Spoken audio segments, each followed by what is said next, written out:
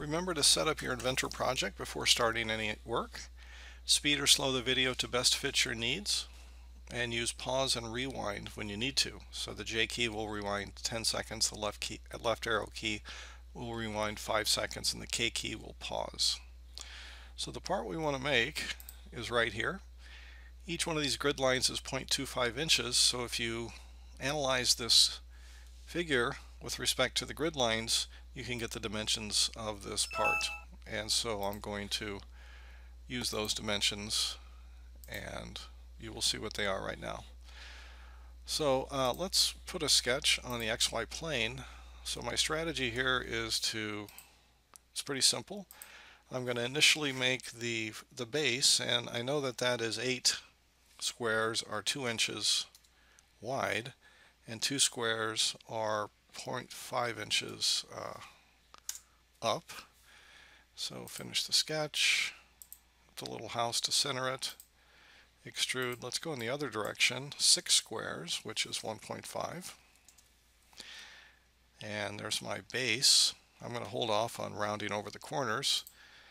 I'm going to put a sketch there, and I'm going to put 2 circles here, 0.5, and there's another one here, that's 0.5. And let's see, we've sized them now, so now we need to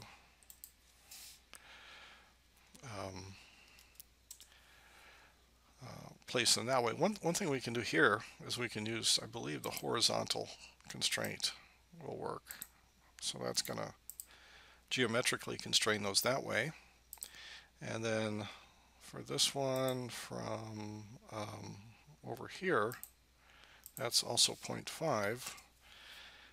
And yeah, I think we'll just, oops, already got that one. So from here to here, we can do that. So now we have our 2 circles fully constrained. Extrude, select the region, and we don't want to join, we want to cut, and cut all to get our holes. There we are. I'm still going to hold off on making any curves. So let me come over here, and I'm going to draw the thing that comes up in the back. So I'm going to draw a rectangle over here. And for me, the easiest way to determine how big that thing was to determine how far it was from each side. And that was 2 squares, so 0.5. And its size in that direction, depth in that direction was 0.5. Whoops. So what I need to do there is, I didn't quite catch the edge when I was placing that rectangle. So let's see, what I need to do is use, I believe, maybe we can use the collinear geometric constraint. I always like to use these. So how about collinear? That one, there, and there. Okay, I think that worked. So I really like to use geometric constraints when I can. So it's fully constrained, so finish. And now we're going to extrude upward. And I'm going to extrude upward to the middle of that circle that's on the top. So I'm going to extrude up to this point right here, because I'm going to use the arc tool to make the top. So that distance there. And that distance there, according to my calculations, is 1.75, or 7 squares. Okay. So now I'm going to put a sketch there, and let me zoom in here. I'm going to use the arc tool to draw that arc. So click there, and move up.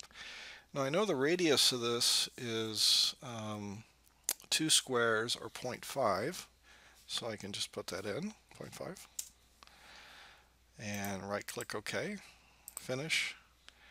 And I want to extrude that in the other direction, and that distance is 0.5 as well. Alright, so we're getting close.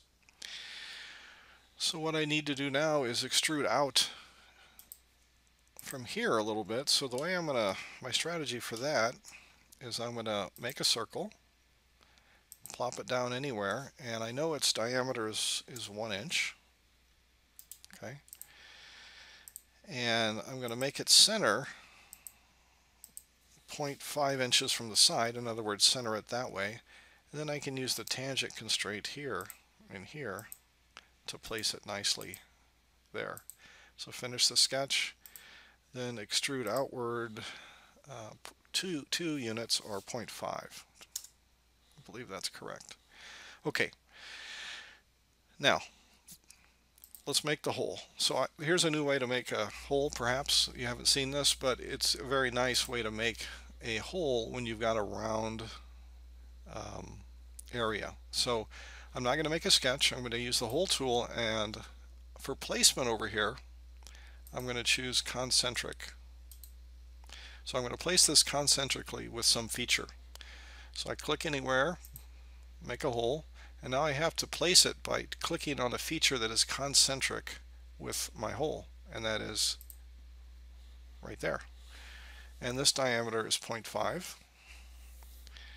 and so I think we have everything now except for the curves. So I'm going to use fillets and a radius of 0.5 for the fillet here and over here. And for the front, that is just 1 unit, 1 square of a fillet. So click there and there.